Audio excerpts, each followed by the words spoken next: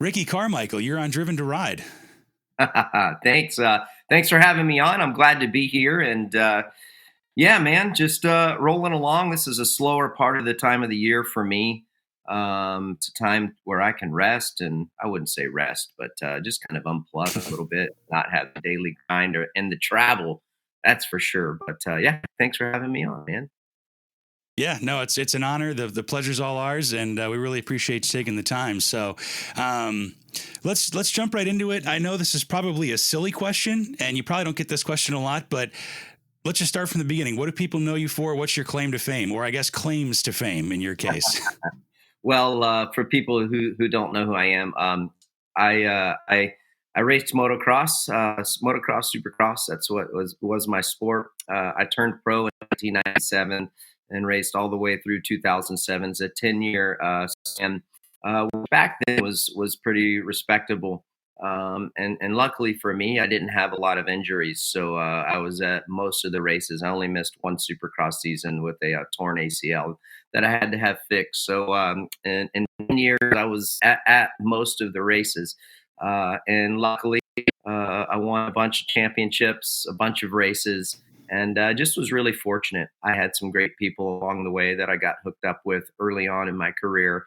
Um, whether it be sponsors or just people that I look up to. One guy, Johnny O'Mara, he was basically my riding coach, my mentor, and he set me on the right foot early on when I started going to California and testing and stuff with Pro Circuit Kawasaki team.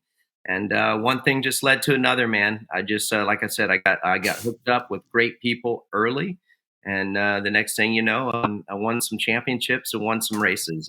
Won 150 races throughout my career, which is 102 MX races and 48 Supercross races. So that was good. So I was very fortunate. So, do you have all the trophies kind of lined up in a case somewhere, or are they on display? Or You know what's funny is no, I don't. They're in a storage unit about 3 miles from here.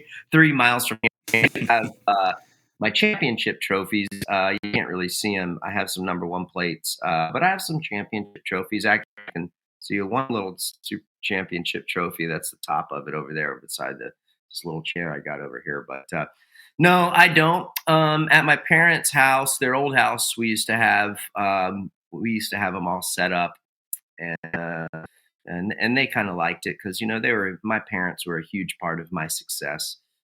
They sacrificed a whole lot to get me to where I was, and like a lot of parents do. Not saying that my parents are any better than anyone else, but yeah, we didn't have much. So anyhow, anytime that I could give them back things like that, reminders and thank yous, I would do that. So they had a massive trophy room at their old house upstairs, and but they moved to a smaller house, and there's not any room, so it's at a storage unit. But I did keep some of my championship stuff and more special trophies. yeah, that's cool. So that leads me to this question. Obviously, your parents supported your motocross career and stuff. How'd you get even onto two wheels? It's funny you asked that question. So I started out on a Trizinger, a Yamaha Trizinger three wheeler, and that was Okay. yeah, that was 1985. Is a blue one. Remember, sometimes you would see them at the grocery stores outside. Like you could put a quarter in and get on them, and the things would just kind of move up and down like Yeah. that. um, so I started on that, and then how I got on two wheels. Basically, the Trizingers were starting to fade out, and it was coming to a time where I was ready and getting old enough to make the transition to go to KX60, and that's basically would have been the next progression step into my motorcycle career. Is I got old enough and tall enough to have a KX60, and went on to do start riding KX60s. So you went from three wheels to two wheels, and you just never looked back, huh? I never looked back. That was kind of the step forward, and yeah, I was able to learn at a very young age and recognize the sacrifice that my parents were making, like a lot of parents do. I'm not saying that my parents were any better than any other parents, but I had some God-given ability to recognize that. Yeah, I liked racing. I liked, I liked winning and everything that came along with it. But it wasn't my favorite thing to do. But at the same time, I just didn't want to disappoint my parents. And I could have went to them and said, "Hey, I don't want to race anymore," because I liked playing like little league baseball and stuff. That was really my true passion. And I had to. It came to a point. I think I was 7 years old, around 7 years old, and they're like, "Hey, it's got to be one or the other, because if we're going to do, whether it's baseball or motorcycles, we're going to do it. We're going to do it 100%." And obviously, I picked dirt bikes. So I don't know why I did. Maybe I thought I liked it better at the time. But yeah, so I never looked back, man. Right after that, yeah, right after I got onto two wheels and made that jump from not doing two disciplines of baseball and dirt bike riding, yeah, we were off to the races from that point on. Yeah, literally speaking, and like we said, got a couple three trophies, a couple Yeah, championships under your belt, and made a that's heck of a it. career out of it. So, Yeah, thank um, you. so now, I mean, now you're working with Triumph, right? That's kind of what the Mhm. next step has been after the racing, huh?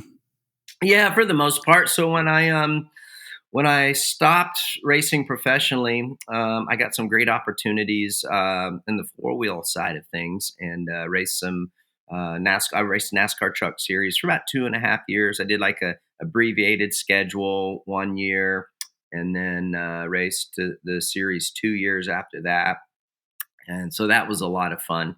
And then after that was over, now we're like looking at around 2012.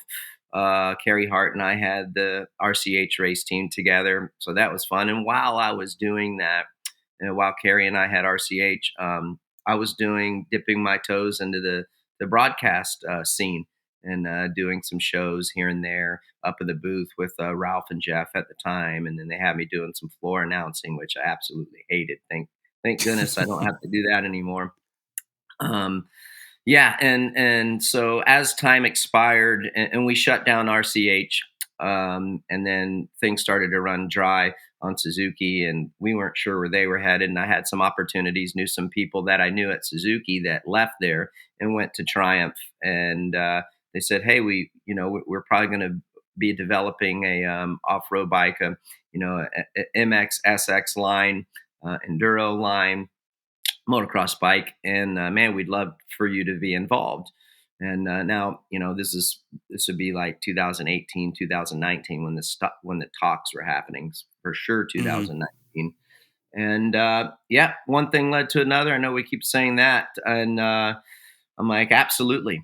I'd love to do it. I mean, an iconic brand like Triumph, and outside of just the being part of the R&D and being part of the inception of a project like developing a motocross model bike, um, it was something that just happened to be perfect timing. It was something that I was interested in. I wasn't overly busy doing things. TV was keeping me busy on the weekends for Supercross, but I didn't have a whole lot of stuff going on in the summers. And like I said, this is something that I wanted to be a part of. I could spend the amount of time that I needed to.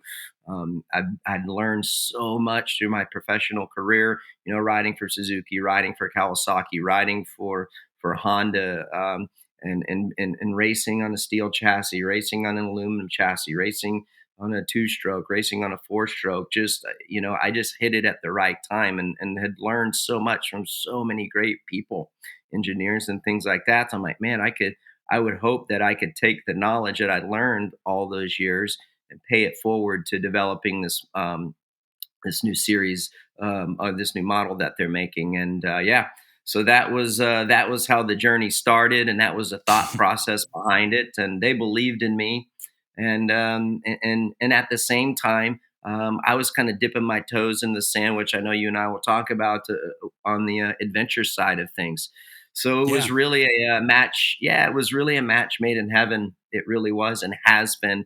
Like I said, an iconic brand, Triumph Motorcycles, and the adventure stuff, dipping my toes in the sand there, and getting to explore the world and the country on adventure bikes has been a lot of fun outside of the MX SX Enduro model that we're about to hit that you're about to see on the showroom floors here soon.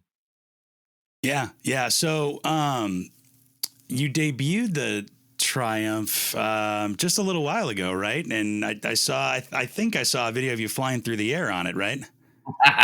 Yeah, I don't know if I was really flying through the air. I didn't feel as comfortable as it used to feel. Yeah, so we debuted the MX bike 250, and it was a lot of fun. We had the opportunity to do it at the LA Coliseum, which Yeah. everyone knows how iconic of a venue that place is from all phases, all aspects of sports, no matter what discipline you're in. I mean, the Olympics were there for crying out loud. That's where the first Supercross race was, ironically, and it was Wow. the final round of the inaugural season of the Super Motocross World Championship. And I had knew that it was in the works. I wasn't sure if it was the timing was going to work out. We were going to be able to pull it off, but we did, and man, was it special. I will tell you along the road, and I'm not. This is above my pay grade. I don't make out the marketing strategies. We got beat up a little bit for the rollout and what that looked like. But people wanted to see it so bad, and we're like trying. The plan that we had was just so bits and pieces, and I don't think everyone thought that it was real. I'm like, well, for sure it's real. I'm not going to be sitting here promoting something that we're working hard on if it's not real. I don't have no reason to do that. So to be able to display that bike at such an iconic venue like we'd already talked about and the event in general. But yeah, it was a special moment. It was a special moment for everyone. I think for number one, the industry to have another manufacturer coming into the game, especially on the dirt side. I mean, they have a massive showing in the adventure side and on the road side and things like that. But for motocross, supercross racing, and enduro racing, which is huge, a huge part of the market for the off road world, it's big. It's really big. So yeah, it was special, and I'm excited for it to hit the showroom floors. I assume and I believe it's going to be sometime early next year. I can't say that for sure. I just from what I've heard, it's going to be sometime in Q1. So yeah, it's exciting times. I think people will like it. So we worked really, really hard. The process through that, and I know I'm rambling on, but there's a lot of things that go on with developing a motorcycle, and when you make significant changes, and along the Mhm. way we did, and they were for good reason. If you make a change to the chassis, whether it's the design, whether it's material, then you have to rebuild that, you have to tweak that design, and then you have to go test it. And that takes months and months and months of redesigning, retweaking, and then you go test it. Okay, and then if it's good and it meets all the approval process, it passes the approval processes through all the people, making sure we all agree that it handles the way that we want it to handle and the consumer is going to like it. Then it goes to the safety inspection part of it, where it sits on a rig, and it has to pass all these checks and balances. Same thing goes with the engine. So things like that just take a lot of time that I don't think people realize. I think they had gotten used to the Austrian brands, where it's more when they go acquire another brand, it's more it's a copy and paste. It's not Right. building from the ground up. And trust me, it was frustrating for me at times because I wanted everyone to see the damn thing, because I know I knew it was good, but at the same time, it takes a while, and that's why it takes so long, is because of the things that I was telling you. When you make substantial changes like that, it has a process that it has to go to for good reason.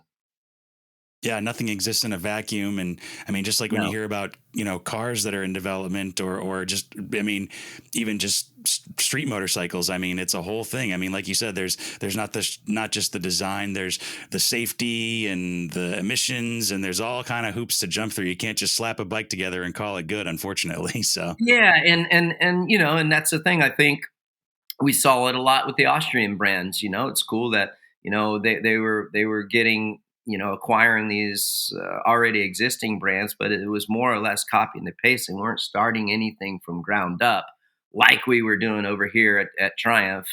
Not to use COVID as an excuse, but we started getting going right when COVID hit. Like we did our first test. It was right after Daytona Supercross in 2020, and we finished up on Thursday, and literally everything shut down on Saturday. Like, remember, the next race was supposed to be Indy Supercross. Almost, our engineers here almost didn't get home. They were able to get out on Friday. wow. Supposed to leave Saturday, so who the hell knows how long they would have been stuck here. But so that put everything behind. But the great thing about Triumph and what's been a lot of fun is everything is made in house, and Hmm. that is, I think that's a nice attribute to to what they're able to do on this new model, and I think it's going to pay massive dividends from a racing standpoint. And what I mean by that is if we need to tweak something or make a part and piece, we can do that. They have the ability to do that, and it can be on the motorcycle within a week or two. And Wow. at this level, you have to be able to move that quick. It can't be like, hey, okay, let's make this part. Okay, and then now we got to go through all of the R&D, the reliability testing, and by that stage, you've lost 5 to 8 weeks, almost 2 months, and the championship is over, or at least you've given up too many points to win a championship. I believe like we'll be able to work fast on our feet that way, and give our riders what they need. So a lot of things to look forward to, and we're happy about. Yeah, no, that's super cool, and I'm excited to see, not only see it on the showroom floor, but also see it on the races and stuff. I think that'll be super cool. So, Yeah, yeah, and we got a great we've got a great crew running not only the MXGP side with Thierry and the boys, but also over here with Bobby Hewitt. As you can imagine, he's pretty motivated. Pretty mhm. motivated. He did great over at Suzuki when he was supported by Suzuki, and then of course with the Husky team, and how all that went down. He's pretty motivated. The guy knows how to operate a race team, run a race team. He's got some great people, and as you know, we're only as good as the people we got working on this stuff. But he's respected by a lot of people, and most importantly, the riders. I mean, anybody that has ridden for Bobby, they'll tell you that they like that guy. So that's cool. When you got the trust and the owner, the manager, the team, that's huge. So a lot of process went through that, the due diligence stage of who can we have operate and run this team at Triumph America. And for me, it was hands down. There was never a question of who it needed to be. Nice. So yeah, let's go back to COVID 2020. Is that where the RC Summer Adventure came into play, and that's how you got into adventure bikes, or did that have anything to Yeah, do with it? yeah. It was actually, I think, our first RC summer ride.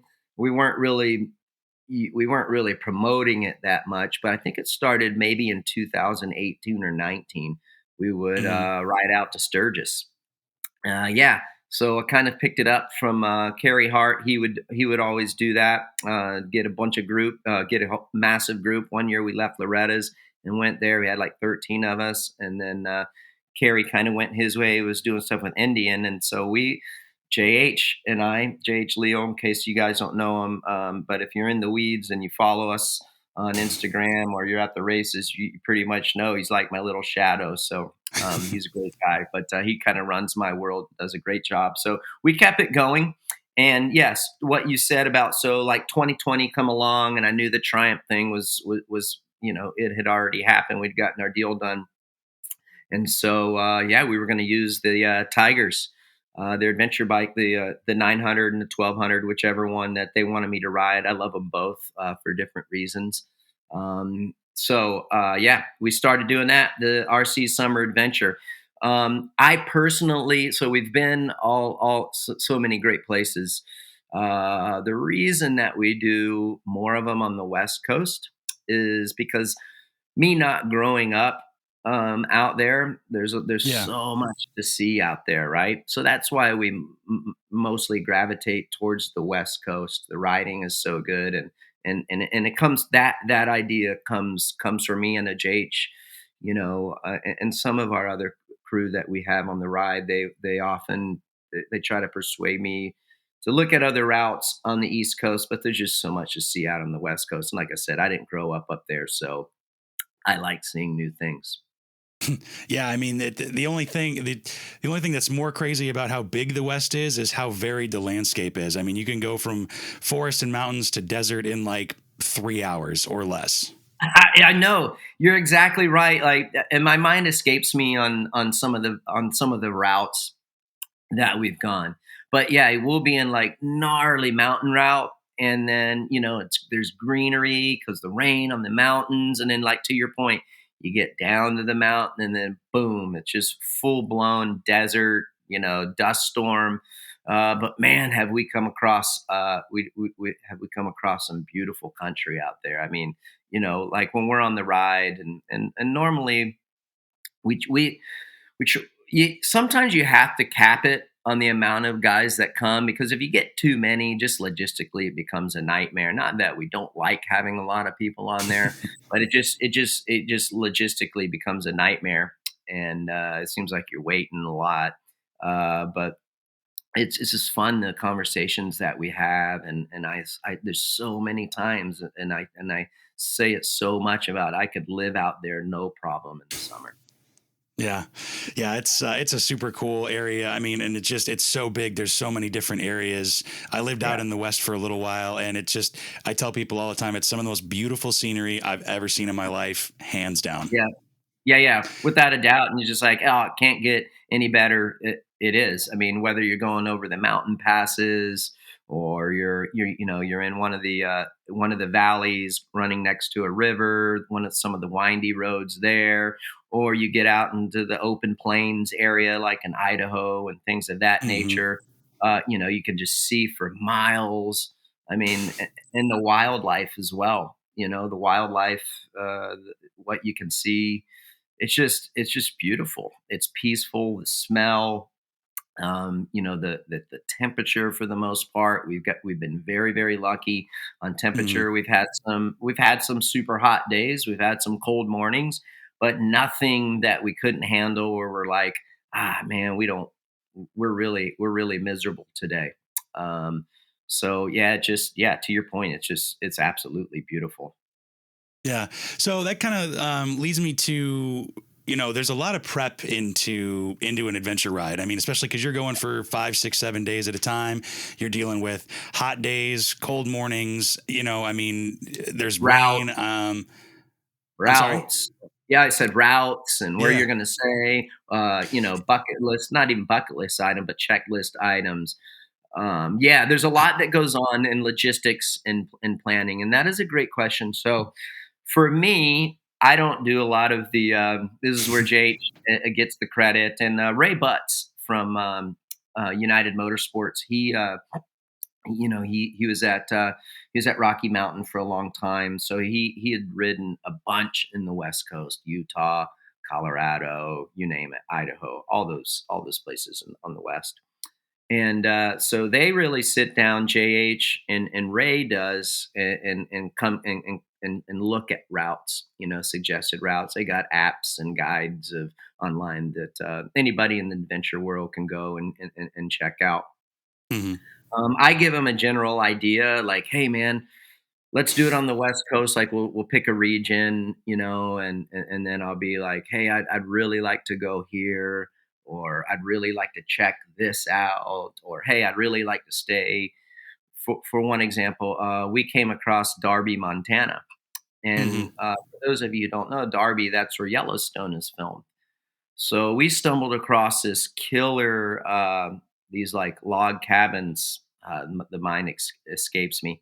JH could let you know what the name is. I can't believe I'm drawing a blank on it. But anyhow, it's a small little western town, and Yellowstone is there. Chief Joseph Ranch is right there, Dutton Ranch, and it was just awesome, dude. It's a cool little bar scene, cool little western bar scene. We're playing darts, had a killer dinner, and then we go back to these little cabins, and they're like 4 or 5 cabins, and each cabin would sleep like 3 or 4 people, and we get up, we would get there purposefully early that afternoon to enjoy some beverages and just hang out because like we're talking about the scenery, you're like in this valley, there's steep mountains all alongside you, it's peaceful. But then yeah, we hang out in the afternoon, listen to some music. Normally one of our guys will bring a guitar, we're playing and singing, or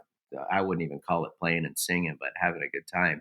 And then at that night we'll go down into the town there of Darby.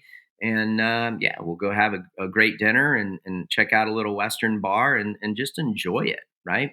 And still haven't been able to get into Dutton Ranch yet, unfortunately.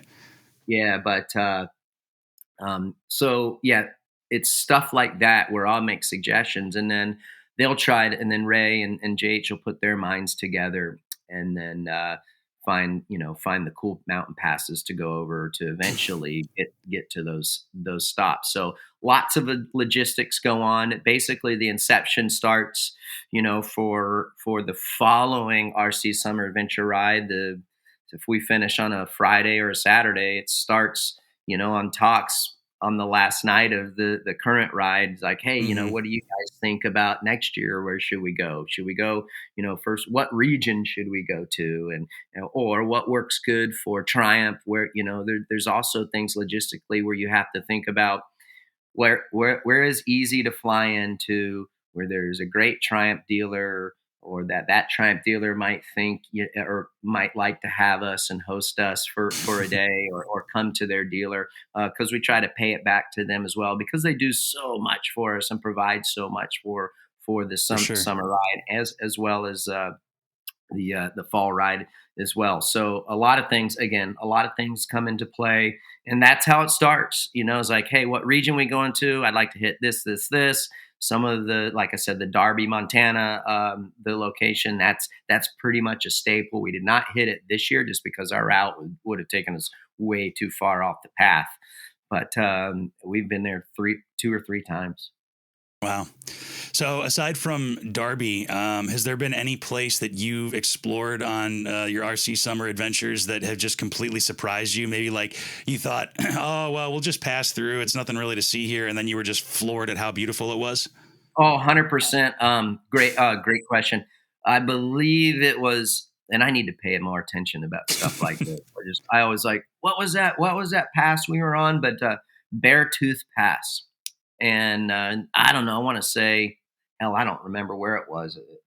Maybe I, I can't remember if it was, I don't know. I feel like Utah, Colorado area, like Okay. northern Utah, perhaps, like on the north, maybe the northeast side of Utah. I'm guessing. Anyhow, it was unbelievable. I mean, the elevation was way up there, like 13,000, 12,000. But just the windy road, and Anthony Paggio at Oakley, and I grew up with Anthony. He used to take me riding when I was like 7 years old. Hmm. He always joins on the ride as well. And we were hauling the mail coming down on our Tigers, dude. I mean, just going for it, full bags, the whole bit. Those bikes handle so good. But there were times where we were like, dude, we are going way too fast. We were basically racing. We were racing down this pass. But yeah, Beartooth Pass was an epic road ride. And then outside of that was one year, and then right outside of Sun Valley, we were on this like little river road, and it was gravel, Hmm. just windy gravel roads, and they were like perfectly smooth, and you could really I mean, you could get after it, and then you could back the bikes in, like, power sliding coming into Oh the yeah. corners, big fast sweepers, slow sweepers. I remember that. I can't remember exactly what road it was, but yeah, I mean, it was a long river gravel road forever. That was an epic time. I mean, most of those passes, like I said, Beartooth, and then right outside of Sun Valley, and then and then last year's ride, Flaming Gorge, I believe it was called. Okay. Um, that was an incredible pass coming up through there. I mean, you talk about desert on one side, mountainous on the other, a massive dam. It had all kinds of landscaping that you could ever. It's like three or four different style views of landscaping. It was a massive, like huge, like divide or pass that we went over there. But yeah, Flaming Gorge is what it was called, and that was incredible. As far as towns go, um, I would say Ouray. I got a new love for Ouray. That we stayed there this year on the ride. We Hmm. stumbled across that because we did Engineer Pass the year before that, and I don't know how I forgot about Engineer Pass. But Ouray is a killer little western town. Imagine like an Aspen or something like that, but just not discovered and taken over. Yeah, that's what Ouray is, and they do like ice climbing there. Oh So wow. you got Engineer Pass is just right up there. So we stumbled across that last year, and yeah, that's a cool little town. But as far as like towns go, not too many stick out other than like Darby, Ouray, and there's one other small little town just north of Ouray. My mind escapes me from it, but yeah, there's just so many places. And the thing is like, man, I want to go do that again, or I want to stay there. Like I said, Darby or Ouray. There's so much happening there, but then there's always other places we want to go and see as well. Yeah. Well, let me think. The RC Summer Adventure Ride this year wasn't the only one that you did. You just got done with a Fall Friends ride, right? Can we talk about that a little? Yeah, we did a fall friends ride, and I've been meaning to get up there for so long. So we went up to the UP, and I've never been to the UP. Obviously, I've been to Michigan and Wisconsin and all this been to all the states, but never the UP.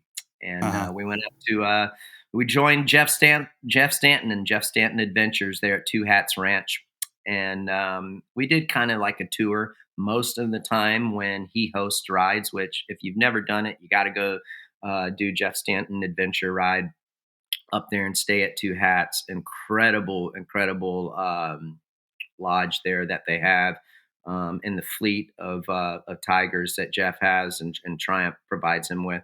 It's turnkey. Basically, you fly there, and they'll pick you up, take you to the ranch, and you stay right there at Two Hats. And it's like a clover leaf. You take off from there, and you come back there every day. They got breakfast for you. They got dinner for you. Jeff hosts lunch every day, and it's some of the most incredible riding. I never realized how much dirt we were on, or how much dirt you could ride on while we were up Really? there this year. We did more of a tour. We didn't do like a cloverleaf where we would take off from Two Hats and end up at Two Hats each day. We Hmm. yeah, we had destinations that we would go. So we left there and then went to Traverse City. Then Traverse City, we went to Mackinac Island, and then we stayed up on the very northern part of the UP. The final night, or I say the second to final night, and then we ended up back at Two Hats, and it was a lot of fun. We had a very diverse group of riders, from pros, ex pros to beginners. I got one guy Hmm. that came with me from Tallahassee, a friend of mine that just loves riding, and he flew up and he joined us. But I totally recommend this ride, and what Jeff has been able to create there. The experience is second to none. You could bring, if you're a husband and a wife, and the wife doesn't like riding, I'm telling you, she can go there and hang out at Two Hats. There's plenty to do there. So yeah, it was a lot of fun. Again, we had a great group of guys, and a lot of these rides, the group that you have can make it just even that much better. The group of guys that you had, we had our Oh, friends for from sure. our Australia come. They had joined us on a summer ride. They were able to make it happen and Wow. come out to our fall friends ride this year. And yeah, man, it was a lot of fun. We could go on and on about the riding. There were a million times on our fall ride with Stanton. The guy still hauls the mail. I was way over my zone, cutting through trees Really? and these narrow trails. Yeah, but like I said, I mean, we were, um, you know, it, he doesn't always go that fast. So if you're a beginner level, novice level rider, Jeff does a fantastic job at catering to all needs and wants, and he's a great teacher. But yeah, it's a hell of a thing he's got going there, and I'm pumped for him, and I'm bummed that it took me so long to get to go experience that. Yeah, Michigan's really a hidden gem. I'm originally from the Midwest, and you spend summers going to Wisconsin or Michigan or even the UP a little bit or whatever. It's a lot of Yeah. people kind of overlook it, but it's a lot of really beautiful landscapes. It's not the West, but it doesn't have to be. Right, you're exactly right, and see, that's why I kind of like, well, it's the same kind of like, like it's green and you can't see for miles and miles and miles. But to your point, like the riding is so good, and the routes Hmm. that we were on, and the roads that we were on, like you living out there, I had never known about how long these snowmobile trails are. I mean, Oh yeah. there's 1,000 miles of snowmobile trails, so you get on those trails for a while. And like I said, for all levels, if you want to be on a novice trail, you go on a novice trail, which I like those. Hmm. And a lot of people always think, like, just because my history in racing motocross and supercross and the success that I had, that I want to get on these tigers and just go balls out and live life on the edge. Or I don't, like, I am adamant about this on all the rides. Even like when we climbed Engineer Pass, yeah, it was cool, but that was hard for me. The Hmm. bikes are bigger. I'm a smaller guy. There's rocks, and like when you're on rocky terrain, it scares me. I don't like it because I'm always thinking about hurting myself. So Hmm. I am adamant about getting back to. Sorry, I just get so amped up about talking about it, but I'm adamant about, hey, let's make these rides fun, not Hmm. challenging, because I don't want to have to think, and I certainly don't want to hurt myself. So, yeah, and it's so easy for people to think I want to go on these gnarly rides, and I don't, and I'm the first to speak up. I'm like, yeah, this is too gnarly.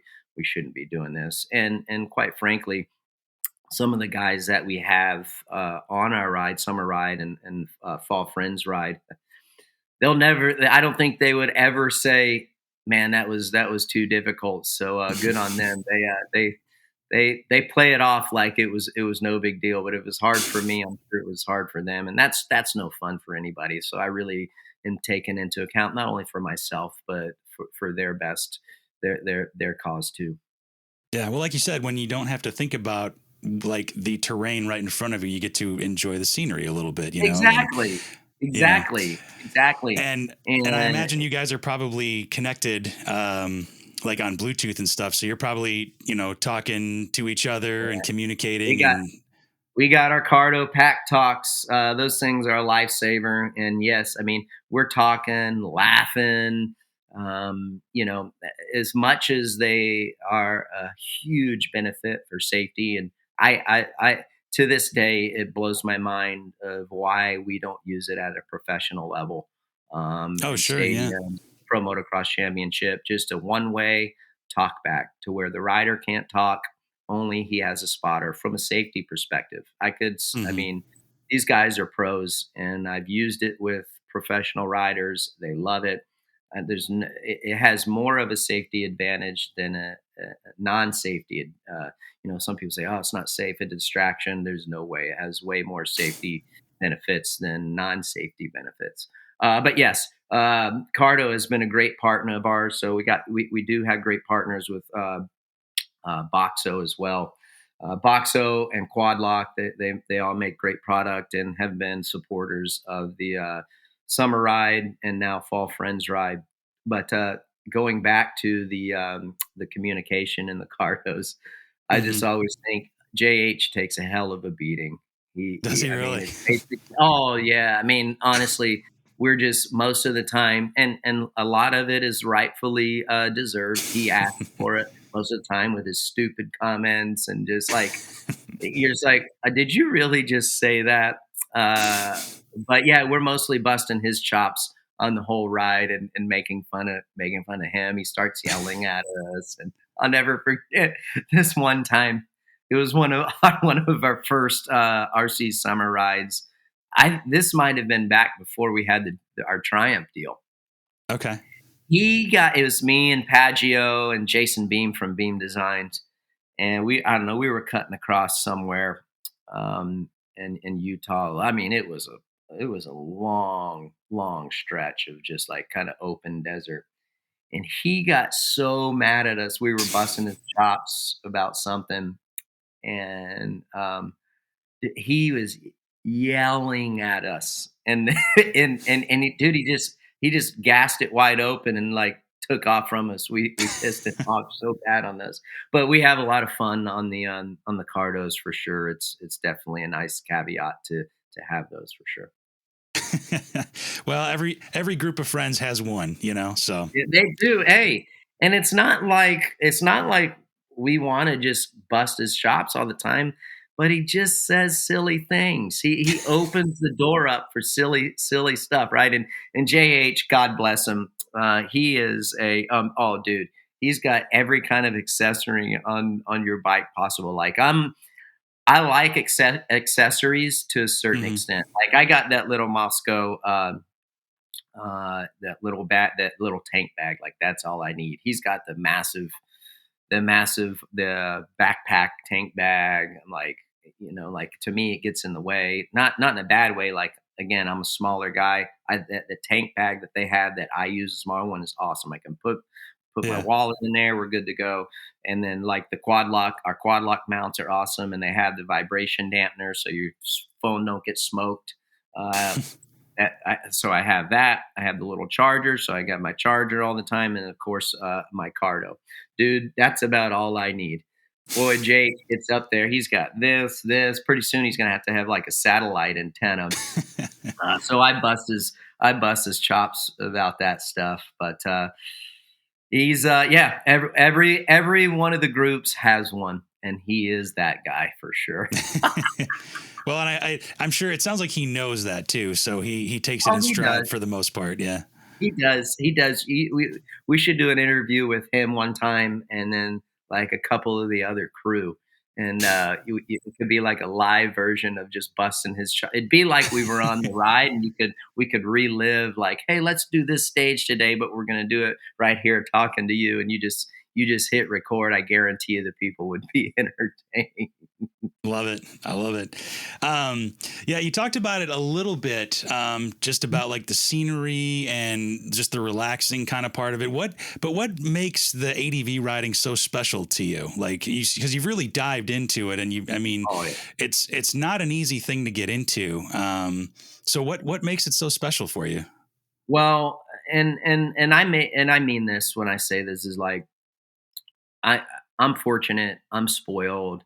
Like I get that, we fly into a destination, our stuff's ready to go. I bring my panniers Hmm. with me where I go, so it's they got the racks. All I got, I'm just plug and play. So it's relatively easy for me. So I'm spoiled in that regard. But I just love what I love, and the older that I've gotten, the more I appreciate is just sharing experiences on a motorcycle with great friends and building memories with my friends that I'll be able to take for a lifetime, and seeing the beautiful sights that this great country has to offer that I've only seen so little still to this day. So that's why I love the adventure riding is how we can, create and build great memories with great friends on motorcycles. They've done a great job, and I'm probably being partial. to Triumph and the Tiger model. But the bikes are so easy to ride. They can be intimidating when you look at them and you've never ridden one. And I'm guilty of that. When I got my first Tiger, I'm like, damn, this thing is huge. Hmm. But the engineering behind it and the center of gravity, how low it is, and how nimble they are. They're not as heavy as you would think. They work really, really hard to make it as light as possible, as long as safety is still there. Yeah, just those memories. Those memories is what it's about, and sharing those memories also via Instagram, and creating content and sharing those memories with our followers and the people within the industry, and giving back to our partners. Like we talked about Cardo and Quadlock and Boxo with our tool bags, our toolkit that we're able to bring along as well, and everyone that has been a part of it. That's what it's about: truly giving back, but at the same time having a good time. And again, I know, like, I'm fortunate that I'm in the position to be able to do that, and I am spoiled, and I don't take that lightly. So I appreciate everyone that maybe doesn't have the luxury like I do, of just flying to a destination and shit's ready to go, and it's just plug and play. Hmm. I appreciate the hardcore adventure rider and the true enthusiast that takes the time and goes out and buys all that stuff. I appreciate them, and it just makes me respect them so much more, because of the effort it takes. But it's worth it because they are, and I see why they do it. They're creating beautiful memories and things that will last them a lifetime. And another thing too, outside of that, we also use it for a test session, like when we're riding these things. And I think, being an ex racer, I think you're always riding these, these bikes, and you're testing to a certain extent, like, of things Sure. that it does well, or hey, what if we change this, or hey, can you change the gearing here or the mapping here? So we use it as a little test session as Hmm. well. And like, if we're on a certain trail, whether it's off road, whether it's gravel, whether it's engineer pass, or whether it's coming down Beartooth Pass on the road, there's little things that we can take away, of things that it did really good, or things that were, man, I'd like it if it could do this a little bit better. And we relay that message to Triumph, and they're very receptive of the information that we give them. So outside of that, that's why we do it. That's why we do Nice. Yeah. And speaking of kind of testing and everything, how much of a game changer is that seat heater? it. The seat heater is absolutely epic. I'm I'm torn between the grip warmers and the seat heater. Like, I Sure. feel like the seat heater's game changer, but then also the grip warmers are a game changer. Sitting here thinking, also cruise control. Let's not forget about Right. that. Yeah, cruise control is sure nice on the long open roads, desert roads. You can, yeah. We exceed the speed limit. We should do that, but that's nice to have the cruise control. But I'm going to take the grip warmers over the seat heater, Sure. because I feel like my bottom side is all right if it's a little cold, but dude, if my feet or my hands get cold, I'm done. Mm. I am absolutely done. So I'm Yep. taking the grip warmers over the seat heater myself. Yeah, no, I was reading about your adventure ride in a magazine, Mhm. and I saw the seat heater. I'm like, no way, man, that thing's got a seat heater. That's got to be super nice on those cold Yeah, and days, those cold mornings. you can, and they have you can adjust the suspension ride on the fly. Wow. Everything's integrated on the dash on the 1200. I believe it's, yeah, I think it's the 1200. So you can adjust the suspension on the fly. So if you need it stiffer, softer, whatever you might be for some upcoming terrain or road, I like that feature as well. But dude, for me, the grip warmers are an absolute game changer, because it can get cold up there, as you know, in those Oh yeah. mountain regions and those passes. I mean, it'll be 90 the bottom, it'll be 50 up at the top. And when you're going fast, the old fingers get cold. Yeah, one thing I learned out west to have a major respect for is elevation. Yeah, no, the elevation doesn't bother me too much. I've been very Hmm. fortunate. Yeah, I've been very fortunate on that. Even like my racing days when we would go to the places, 5,000, like Salt Lake, for example. It didn't really bother me, or Lakewood. Yeah, I was just very fortunate in that regard to where Hmm. I never been temperamental with being in elevation. Now, obviously, I'm working harder when I'm there. Everyone is, Right. uh, it- but it doesn't affect me. Like I don't get sick or anything like that. Certainly, I'm working harder, but I'm not like, oh my gosh, this elevation is about to kill me. Yeah, it was for a flatlander like me. It was a bit of an adjustment, but you do get used to it pretty quick. So, Yeah, you um, do. do you can you shed any light on plans for the 2024 summer ride? Yeah, so they're tugging on me pretty hard to do the the the East Coast again. Maybe starting up in like Vermont. Okay. But I was talking to someone within the industry 3 weeks ago, and I'm thinking might want to do uh, from Washington all the way down to California, and that I don't even know like if you can ride the coast pretty much all the way down, all the Hmm. way like I said, from Washington down to and end up somewhere in LA, or Santa Barbara, something like that. We'd have to figure it out. I don't I don't need to spend any time like on the one there through Newport, Laguna, and Dana Point and all that. But anything north of LA, and like Malibu up north through there, and just keep on going, Santa Barbara, Monterey. Yeah, I think I want to look at that. I've seen some stunning, stunning views there. Yeah. And if we can get 3 to 4 days out of it, like close to 1,200 miles, 1,200, 1,500 miles, and somewhere between 3 to 5 days, I want to seriously look at that.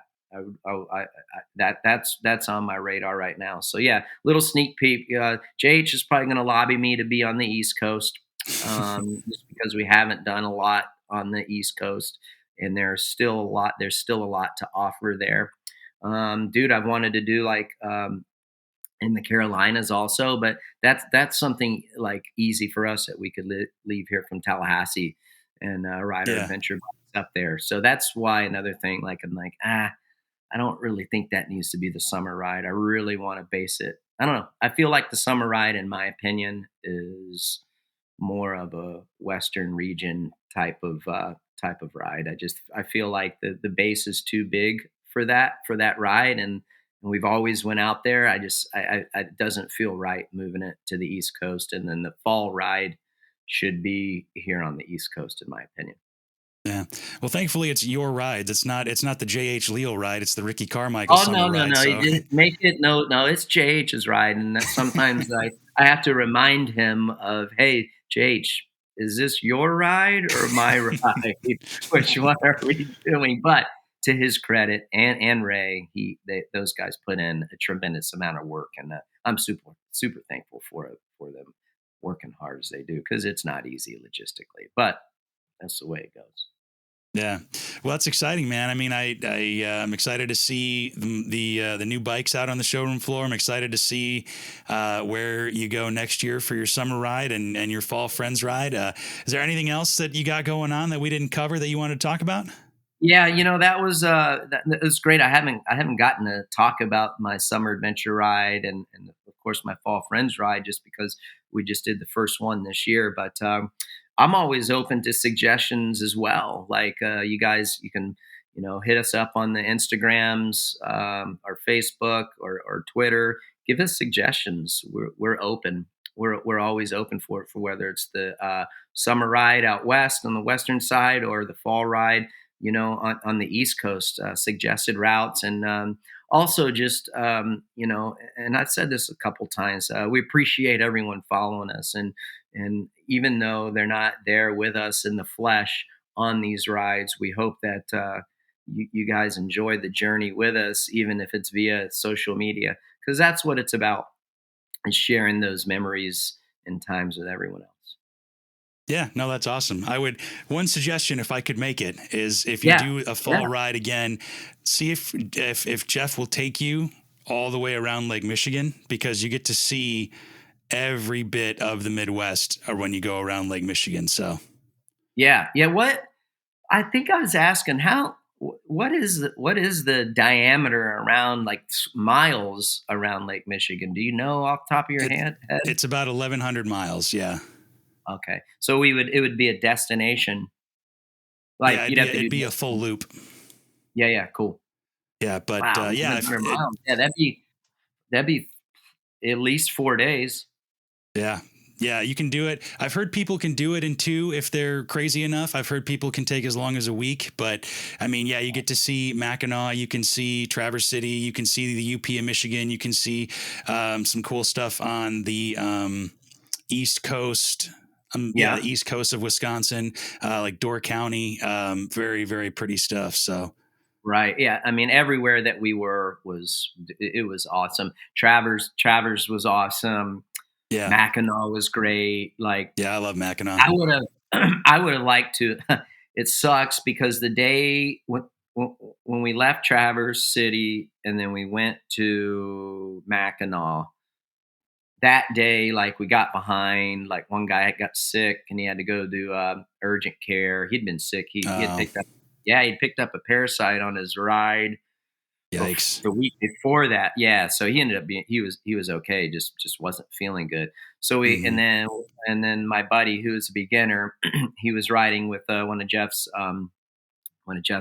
support riders, and he they got they fell behind. So we didn't get. I would like to go and spend more time there at Mackinac. We had a like Hmm. we were crunched on time that day, unfortunately, and it was a cool stop. So yeah, definitely I will mention that to Jeff. But I also, because when I was up in Michigan, like when we were up in the UP this year in the ride, I didn't realize this because there's so much dirt and gravel roads you could ride on. Hmm. Like I want to go back and do that ride and just stay at Two Hats because we're always doing destination stuff majority of the time. And the only negative I feel about destination rides is you're always freaking racing to the next stop, always. Sure. So what would be cool is like I said, go to Two Hats and do like Cloverleaf and just ride, not have our bags, just ride the motorcycles. Just enjoy the day. So Yeah. we'll do that also, right? Like you just make Yeah. like a Cloverleaf each day. That would be Yeah. fun. Yeah, I was blown away of it up there this year about how the riding and the trails. I mean, like I said, you want a beginner trail, which I like those. Normally they're a little bit faster, gravelly. We talked about backing it in and sliding those things. It's fun. And then if you want to go on an intermediate or expert trail, they have that as well. And I was blown away at how sandy it is up there. I couldn't Oh, believe how yeah. sandy. Oh, that was challenging. That was Yeah, I challenging. bet. Yeah. Yeah. Well, Well, thank you very heck much, yeah, Ricky. good This has stuff. been a fantastic conversation. I appreciate your time, and hopefully our paths will cross again.